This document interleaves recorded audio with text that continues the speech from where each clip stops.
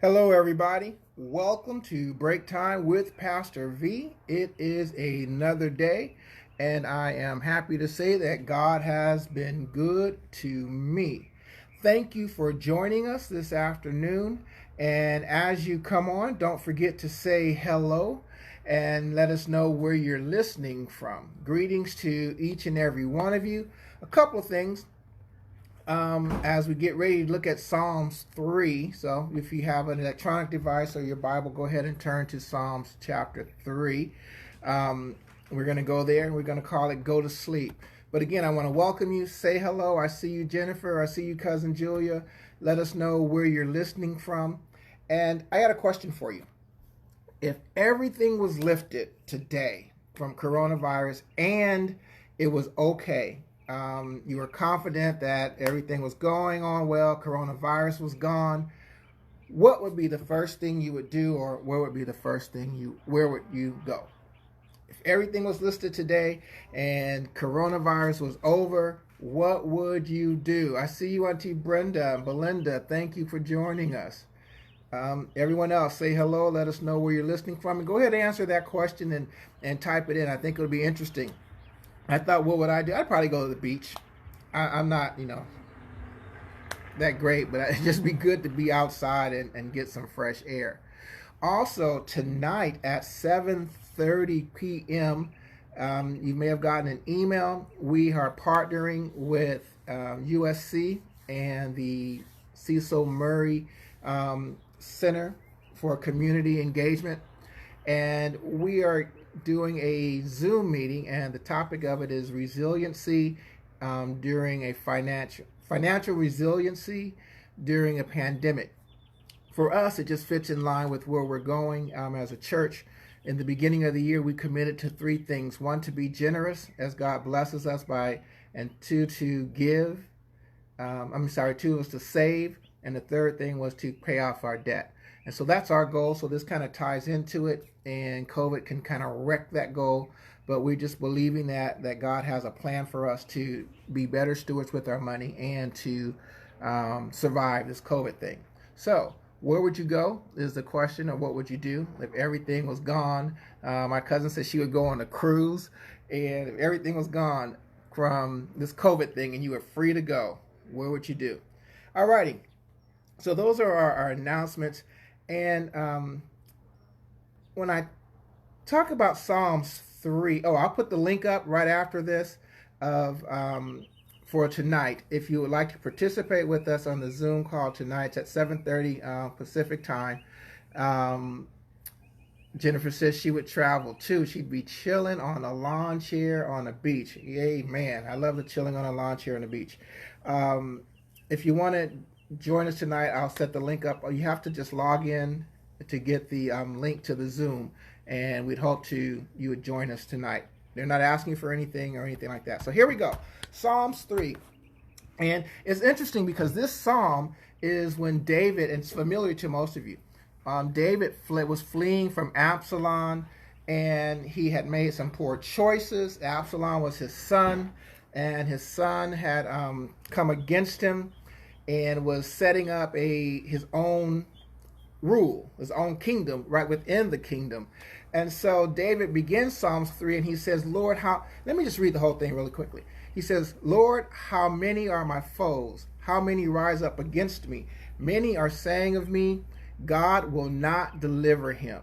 But you, Lord, are a shield around me, my glory, the one who lifts my head high. I call out to the Lord, and he answers me from his holy mountain. I lie down and sleep. I wake again because the Lord sustains me. I will not fear, though tens of thousands assail me on every side. Arise, Lord, deliver me, my God. Strike all my enemies on the jaw, break the teeth of the wicked. From the Lord comes deliverance. May your blessings be upon your people. So here we go. We got David. David's been called a man after God's own heart. He's made a series of bad choices, and especially regarding his family. His charismatic son Absalom has now raised his own following, and he is commandeering his father's kingdom. And David and his following have now fled from Jerusalem. Hey, Cheryl Bell. And when he did this, David, his whole world, it's imploding, it's caving in. The odds are stacked against him to lose his kingdom. His son has no respect for him. And the reason his son had no respect for him, because another one of David's sons raped his son's sister, and David did nothing about it. And as you can imagine, that would really make you angry about it. Not only that, David's been disengaged as a leader. And so while he's running, he's done this thing, and he says, Lord, hey, how many are my foes and how many rise against me? So he's feeling surrounded by the enemy. And not only that, because David made these mistakes, people were also saying, God ain't got his back this time. He may have thought he was the man after God's own heart, but certainly God's not going to put up with what he's done. Now, let me ask you this. Have you ever been in a situation where it seems like everyone and everything is against you and no one expects you to make it through? That was David's situation. Now, added to the fact that everyone was against him and no one expected him to make it through, he was there because of his own actions. I've been there where, because of my own actions, I find myself in situations that just aren't good. Now, the normal reaction for most humans to that is either one, to succumb to the circumstances, or since you know that you contributed to the circumstances, you kind of grit your teeth and try to ride it out. But either way, there's this pervasive feeling that God is distant. And so that's where David was. So his whole world's imploding around him. Things aren't looking good. And so he says that in verses 1 and 2.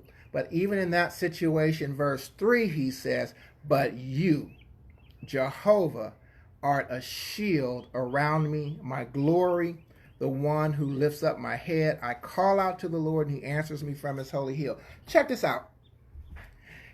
He says, no one thinks I'm going to make it. In fact, I know I deserve where I am because I've allowed myself to be in this position. I'm part of the cause of this position. But Jehovah, the God that is my shield. Man, I was thinking about that, and it just blew me away, because when do we need a shield? It says that God, he is our shield. He's not sending a shield, but the idea is a shield is something that protects, that covers, and that prevents harm from coming to you. So even though David was sort of reaping what he had sown, he was in a bad situation in Psalms 3, for those of you who are just joining us. Hey, Robert. And so he says that, Lord, you are my shield. In other words, you're my covering. And here's the idea. It just dawned on me today. You know when we need a shield? When we're unable to protect or fend for ourselves. That's awesome. It means I don't have the power, I don't have the strength, I don't have the ability, I am weak, I am vulnerable. And so what do we use for protection? It's a shield. And so a shield was to protect us from, or protect David or the warriors from the arrows of the enemy, as they would shoot these arrows that would come in, or anything that would come in. So they would crouch down behind the shield. The shield was a covering. So David says, God, listen, my world is imploding. My son's against me. My kingdom I'm about to lose. I'm running for my life. He says, but you, Lord, are a shield around me. You are my covering. You are the lifter of my head. Many times we walk in shame, and the enemy would cause us to walk in shame because of something we've done or because of where we are. Some of us right now, some of you are in financial straits during COVID because of bad choices that you made before. And so the enemy would have you dwell on that and see God's not providing. But David says, listen, you got to have this assurance that God is your shield and that we don't walk around in shame. He's the lifter of our head, causes us to look up, to walk with our head tall. See, the enemy condemns us. God convicts us. Big difference. Condemnation makes you walk in shame. But conviction says, yes, God, I did it. But you cry out like David in Psalm 51. It was against you, and you only have I sinned. It had its ramifications, God, but my goal is to please you.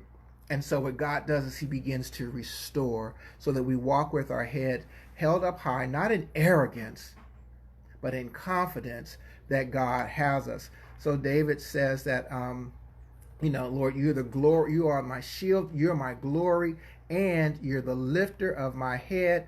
God, I cried out to you and you heard me from your holy mountain. So when I get it in my heart, when I get it in my mind and in my soul that God has it, guess what happens? The next verse, I can sleep at night. Yeah. Late night, have you ever been in a situation where, a whole lot of stuff's on your mind? Then you get all the late night advertisements. They're banking on you being worried and so about you not being able to sleep. So that's why you spend the money that you do to order those things and but yeah, you order a bunch of stuff or because you can't sleep. But check it out. David says, Lord, you're the lifter of my head. And when I got this, he says, I lie down and I sleep and I wake again. Why? Because verse 5, the Lord sustains us. The Lord keeps us. So even in this COVID thing, you guys, we're back to the same thing. If we continue to spend time with God and watch who he is, we will gain confidence on what he's able to do.